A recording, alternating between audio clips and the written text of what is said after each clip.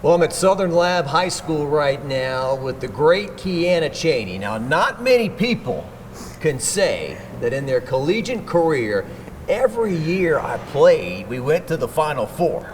This is true.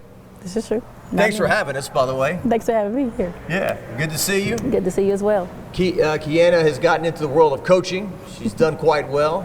I saw her team play the other night. I won't name the opponent, but you guys dusted them pretty good over at Seymour Gym.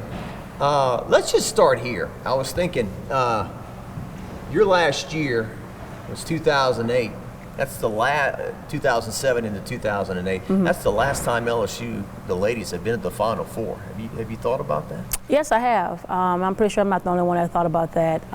But yes, 2008, my last year, was the last year that they've been to the Final Four. And Van Chancellor was the coach that year. Mm-hmm. Every now and then when we're killing time, us media guys before a press conference or something, we'll do impersonations and stuff. And we'll do one of Van. And we always use your name because he would say, Quianna Chaney, the best three-point shooter in the nation.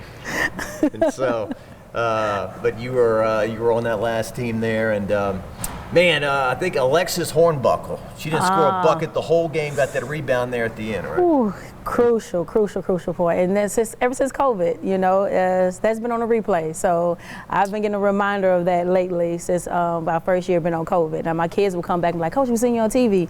And I'm like, which game? They're like, oh, the one Alexis Hornbuckle got the rebound and put it back up. I'm like, dang, I guess I got to relay that all over again.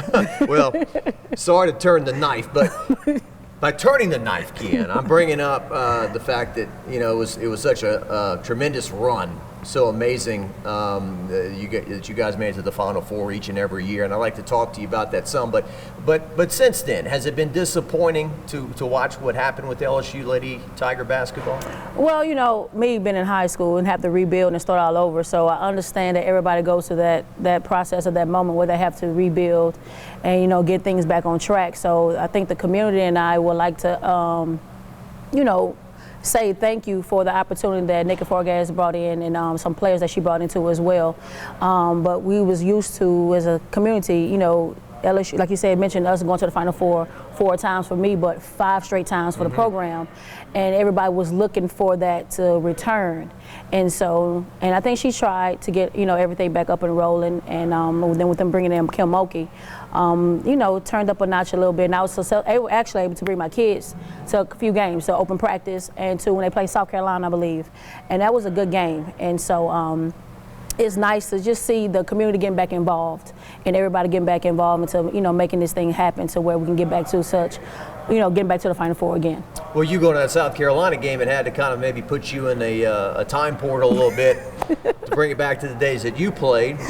Now, granted, there was a lot of key stuff that went on that night. You had the number 1 team in the country coming in, and LSU's been winning. Mm-hmm.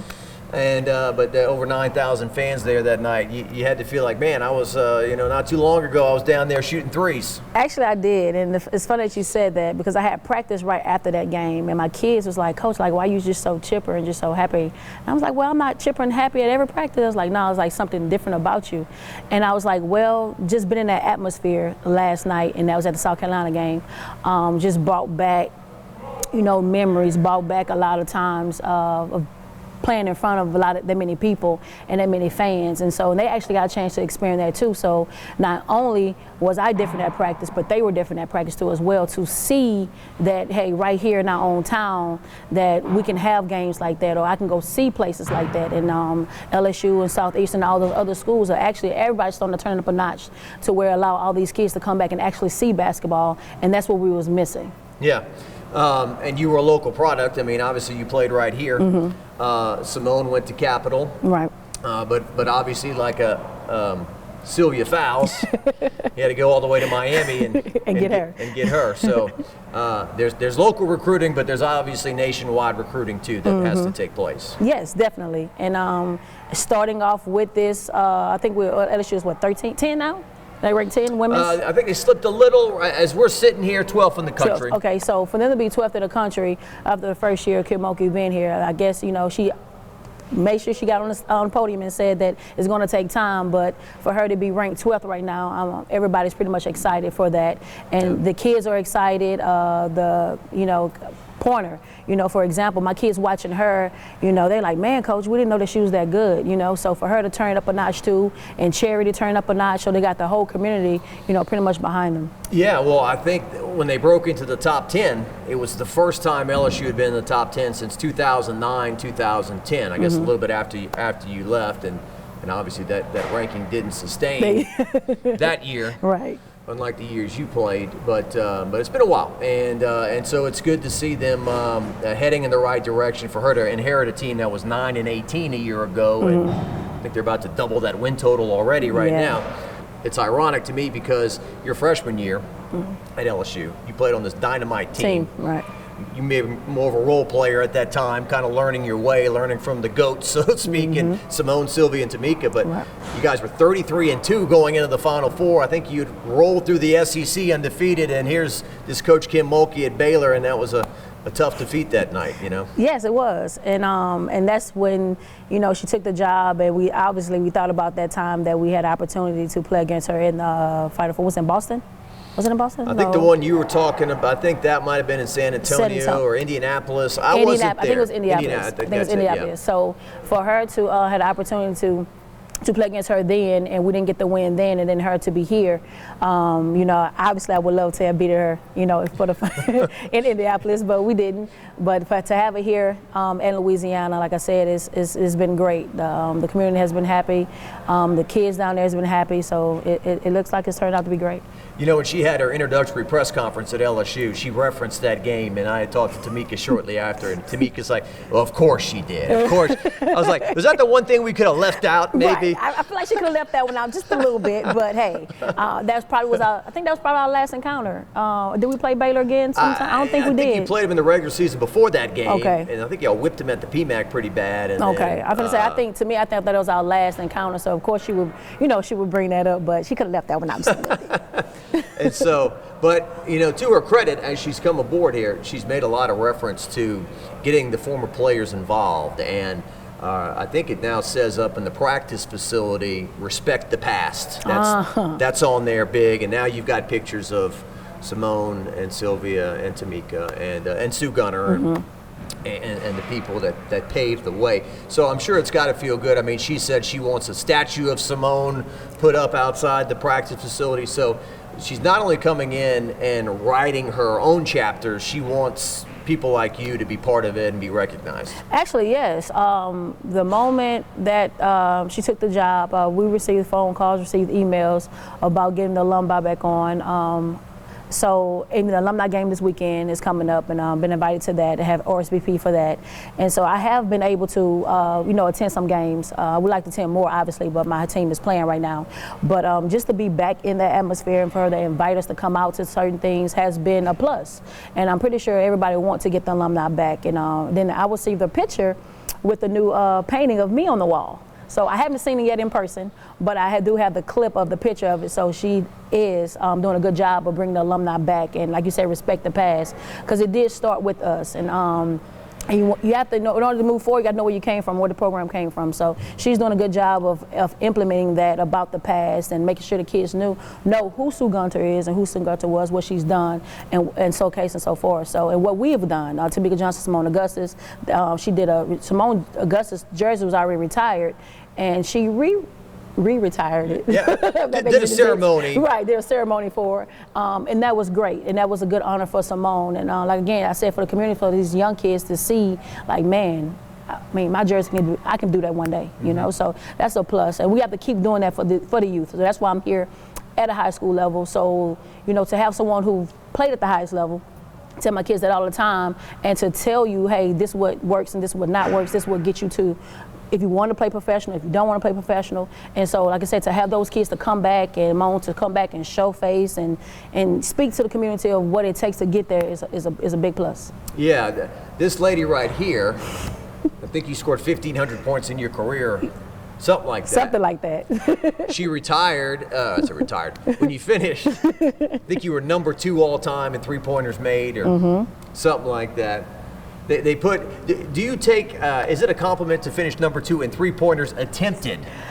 I Yeah, as long as my name in the book, the legacy of being remembered, I'll take it. Attempted, I'd like to be number one, but hey, I didn't get. But maybe I had 2 more years or something like that, maybe 1 more year. Yeah. But it's definitely, like I said, for my kids to go down there and walk down there and say, hey, coach, I saw your name on the wall, or I see your name in the record books and stuff like that. So again, that's why I take pride on, coaching and showing our kids the past and how it takes. If you just focus on what you could possibly do and get it done, everything will be great. Yeah. Everything will be great. Yeah, because you worked hard, extremely hard.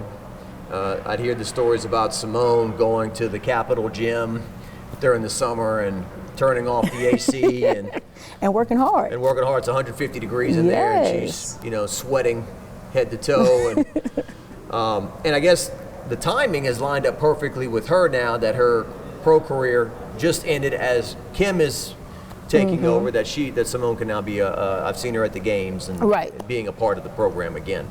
And that's why I said that's a huge plus for her. I was hoping that before she retired that we were able to get another WNBA game here in Baton Rouge like we did. I think it was my last year at LSU when I think Tamika Simone played at the PMAC for a WNBA game.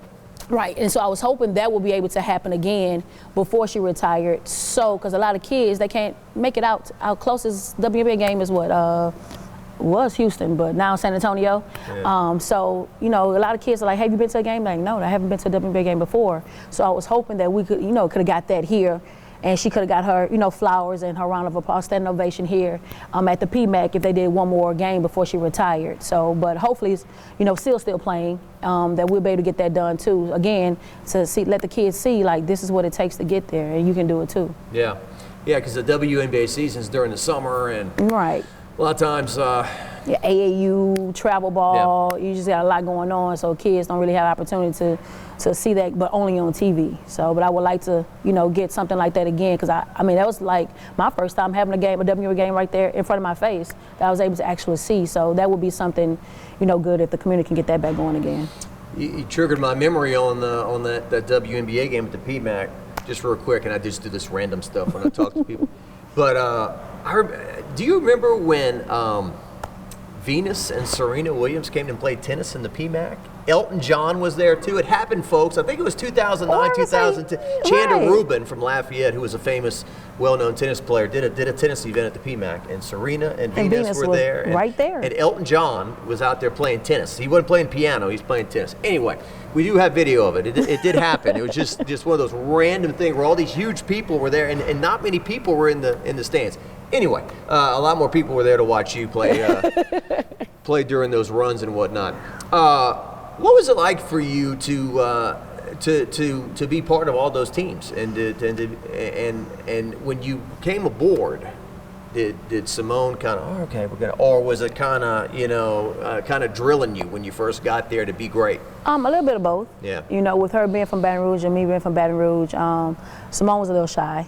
So, but she led by example majority of the time. So it was just like, man, just to see the way she practiced day in and day out, even the behind the scenes that people don't see.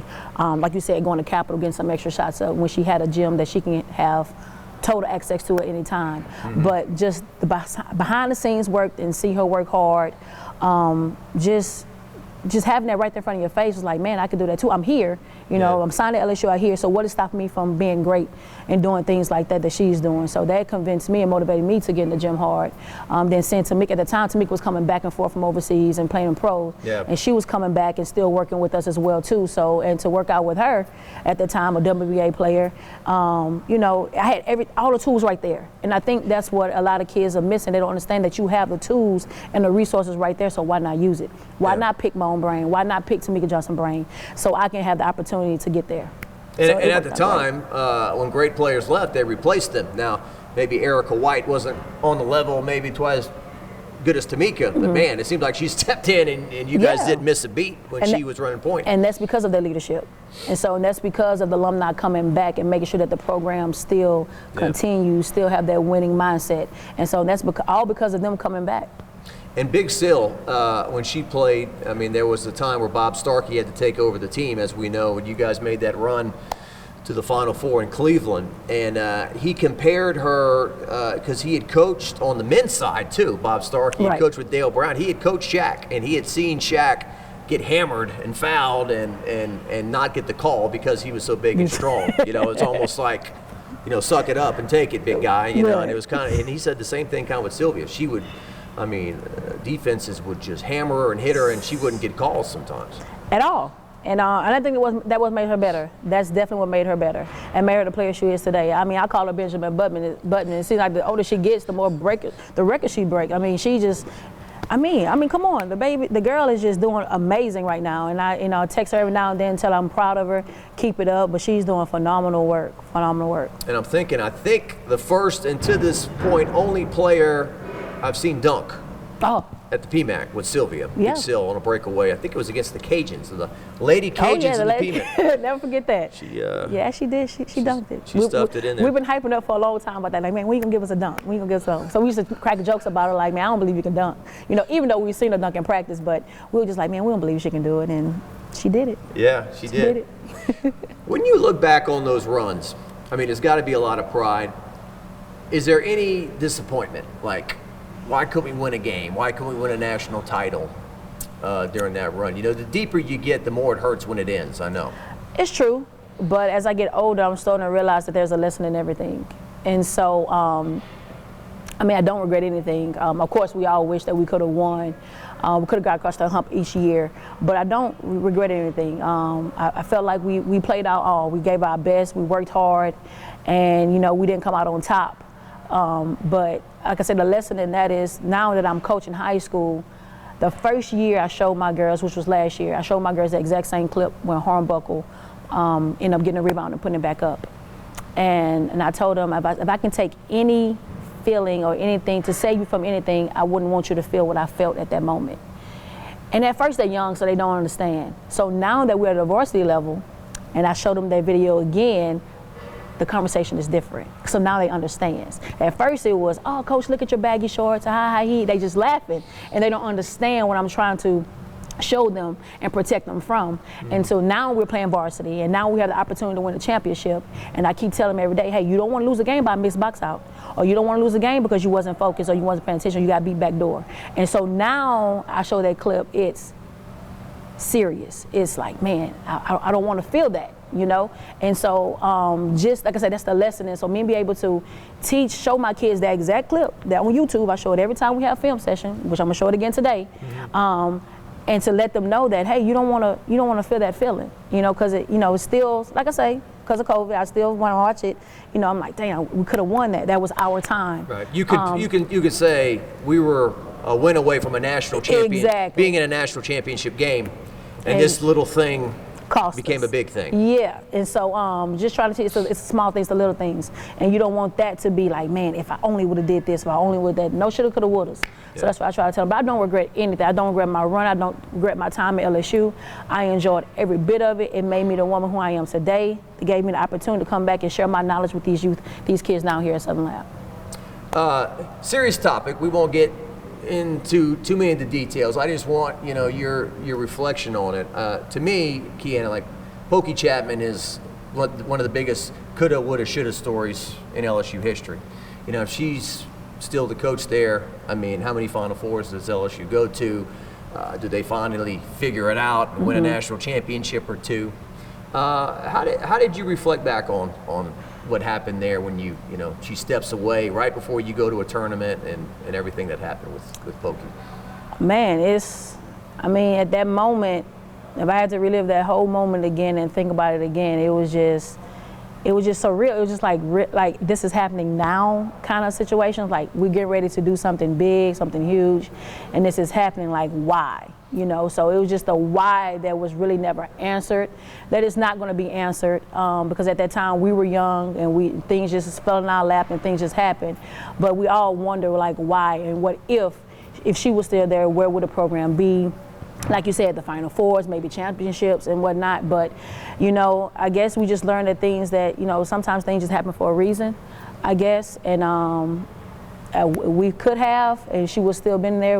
It's just one of those things, like, you just would never know what would have happened or how everything would have turned out. Yeah, that was 15 years ago, right? Yes. 2007. So if she's still the coach, do they go to, I don't know, seven or eight more Final Fours? Do they win 2 or 3 national titles? Do we win? What happens? So it's a lot of what ifs, but we just have to take it, what happened and what everybody's saying, just kind of move forward, and and the program is thriving now, and I believe she just the assistant coach at Seattle. Yeah, she's done well for herself since she left. She's been head coach at more than one WNBA stop. I think she was a GM also, Chicago Sky, and it's been overseas for a while. So it's just like, it's a question that everybody want to know, like what if and the whys. But that's obviously something we'll never get to know or get to see. Right. So I want to talk to you about your coaching too, real quick. But so watching this current LSU team. What do you see out there? I mean, the guards, you being a former guard, you got to look at Kayla Pointer and Alexis Morris and Jalen Cherry and how they run the floor and do things. Oh, they are amazing. Like, to see them, their energy, the chemistry, it's just amazing. You just never know on any given night who's going. It's going to be out of one of them, who's going to show up and show out. But they all show up. But the one who just obviously have like the most points, that kind of thing. But they all contribute, and that's something that we haven't seen in a while in women's sports, period. So like I said, across the board, from alumni to the girls being engaged, the buy-in, everything has just been phenomenal down there. Well said. And Pointer, you mentioned Pointer a while ago. I mean, it starts with the quarterback, so to speak, the Joe Burrow, so to speak, of the Joe Burrow. Yeah, leading the team up the floor, Yes, and she has done a great job at being that leader. And you can tell when the game that I went to on the floor, the first thing that my point guard pointed out, she was just like, man, the way she was just putting her team in places and telling them where they're supposed to be. And I'm like, that's what a point guard is supposed to do, supposed to run the team. And so she's done a great job at doing that. So coaching today, I don't want to. Every time we start talking about this stuff, we start sounding old. Like, well, when I played back in the day, these kids today, and so. But it is. You were a senior here. What was? 2004 is when I graduated. 2004. So we're talking about 18 years ago. So some kid was born when you were graduating is now a senior, right? Exactly. So. These days with Instagram and TikTok and I'm not going to say Facebook because I was told like 10 years ago, Facebook is old people media. Yes, that's what the kids say. But, they're all competing for popularity, as all kids have always done. But these days it just seems like it's even more kind of, they can get down on themselves, or bullying has been a big thing. I mean, what's it like to take these kids into practice, or you see them around the halls here at school every day? What's it like to kind of mentor them and see the challenges they're dealing with now? Man, when I first decided, I said I'm going to go to coaching, I had an idea of what I wanted to do. So I'm like, man, when I get my first coaching job, I'm going to do this, I'm going to do that. And then when I get here, it's a different generation of kids. Okay, so we already know that I can't coach or work out or train the kids the way that I was brought up. It's just a different group. So the adjustment that I had to make, and I was telling with me and Rashante and Tamika was talking about this one day, that I've been blessed. My parents, if they struggled, I didn't see it. I've been blessed to have what I needed and what I wanted. Be able to pay for me to go play for AAU and travel and do whatever with basketball. They were very supportive. And nowadays, you just have kids who are dealing with more than that, who can't just be a kid. So I thank my parents, first of all, for just let me be a kid. I didn't have to worry about adult things, And so nowadays, you have kids, you don't no telling what they have going on at home and what they have going on in this and that places. So it's just a lot that you have to look at. So we're gonna say the whole child. And so that changed my mindset of coaching too as well. So just being able to put my hands on them every day, see them in the hallway, check in on them and do stuff like that to make sure they are okay, because they do have to come across these courts and play. And so anything that can stop a kid from playing hard or And we wear out, my kids wear their emotions on their sleeve, so I can tell, you know, when something's wrong. And I can go about handling it different. So if I see you having a bad day at school, then I know how to communicate with you on the floor. You know, I'm not going to get on you as hard, but I'm still going to get on you because that's my job, but not as hard. And just try to find a common place, a common ground that we can still get something done on the floor. So it has definitely been a different from when I was coming up and how I was raised and stuff like that and how I was coached. But it has definitely been like mind-blowing. You know, you're thinking like, wow, did I have to do with this when I was playing? And now he's starting to bring things to light a little bit more. Yeah. And, you know, one cliche that's probably not true is I treat all my players the same. You know? Like your mom say, I don't have a favorite child. I love all of them. Yeah. I think Jimmy Johnson one time said, I do not treat all my players the same, you know. I mean, that's pro, but there's some kids you can, if you, I don't want to say shout at them, but you know what I'm getting at. If you push them, they'll break down and cry. Right. There's others that can take it, and so you kind of push their threshold a little bit to get the most out of them, not to berate them. I mean, Kim Mulkey said the other day, everybody needs somebody in their life to push them to be the best that they can be. Exactly. And I always tell them about how Coach Combs, you know, pushed me. I wanted to be the goals. I didn't know there was a Miss Louisiana. I didn't know there was the Parade All-Americans. I didn't know there was the McDonald's All-American. So it's like as I played and as I worked hard, it was like, man, I can be a McDonald's All-American, or I can do this and I can do that. So I tell my kids, like, these are your goals. So if you want these goals, somebody has to push you. And they don't understand self-motivation. I was like, I'm 35 and still dealing with self-motivation. So I know you as a kid that you can't just turn it on like that. So you have to work on it now. Yep. So it become muscle memory. And so you don't have to worry about trying to go figure it out. And so you can't just go pull, I want to shoot 5 threes today off the shelf and make it. Like, you can't go buy those at Walmart. Like, you have to work on those different crafts of your game, and that's what they don't understand. So that's what I'm trying to teach them and work on with them. Like, you have to work day in and day out if you want to be successful. Good points. Great points, actually. And I won't use the word fraternity. There's a sorority of Lady Tigers who are coaching now. You know, a lot of them. Yeah. Tamika, John Curtis, and yourself here. I've heard Rashante. Is it Texas and Temple? Yeah. You have John Kenny. I think she may be at college now. I think so. You have Shanice. She's in somewhere back at home coaching. I can't think the name of her school, but it's quite a few of us who have stepped into the coaching world, and they need a little bit more of us to continue to get into the coaching world, to, you know, to show these kids, like, you know, this is where we came from, and this is, you can still get there. So if I have the blueprints of how to be successful or how to play pro, and this is what I did, and this is how I got to where I got, and you can show somebody, and that's an easier path. You know, you don't have to worry about. No, you're still gonna have, you know, adversity and stuff like that, but you know how to handle it because you listen to somebody else's story. So we need to come forward more often of telling our journey from high school to college. That's what it is, our journey from high school to college. So the kids won't make the same mistake. Because I tell my kids, sometimes you don't get a second chance, you know? Yeah. So you got to, you know what you're doing and know how you're going to get there and go forward. And there's certainly, as I'm sitting here at Southern Lab, there certainly is a level of excellence or a standard of excellence when kids come to school here. Yes. Athletically to live up to. I mean, I'm looking around, looking at all these state championship banners. I'm looking up at Rebecca Marshall, who won 21 track and cross country titles in her career. Joel Hawkins. All these different coaches around here. You turn on ESPN, you'll see Marcus Spears, who went to school here. Guys like Chuck Wiley in the 90s, and then even on LSU's football team last year, Tyron Davis-Price and Damone Clark.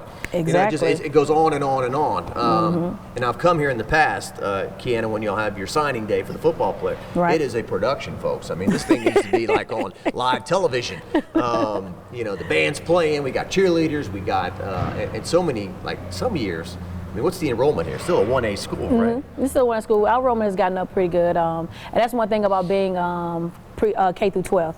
I don't remember, Charles Thornton said something that really brought tears to my eyes. So when he was here, he wanted the kids, when he got ready to sign, he wanted to make sure that our babies was here, and that's kindergarten all the way through elementary, because he wanted them to see what signing day looks like. And so that's one thing that Southern Lab does have, that our kids, our babies can see the steps and the growth of one's journey. See it early and yes. put it in your mind when I get to that point. I want to do that. Yeah. They remember Charvis' speech. I mean, I want to do what Charvis did. I want to do what Damone did. I want to do what Tyrion did. I want to do what Cordell did. So we have that advantage, the youth, to start them small so they can grow up and see that and work towards that goal.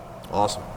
All right. Well, best of luck to you. Thank you. We're gonna try to continue the success academically, athletically, just continue. All right. Quianna Chaney, one of the best sharpshooters in LSU Lady Tiger history, part of 4 straight Final Fours, and now making her way in the world coaching here at Southern Lab. Thanks for your time. Thank you. All right.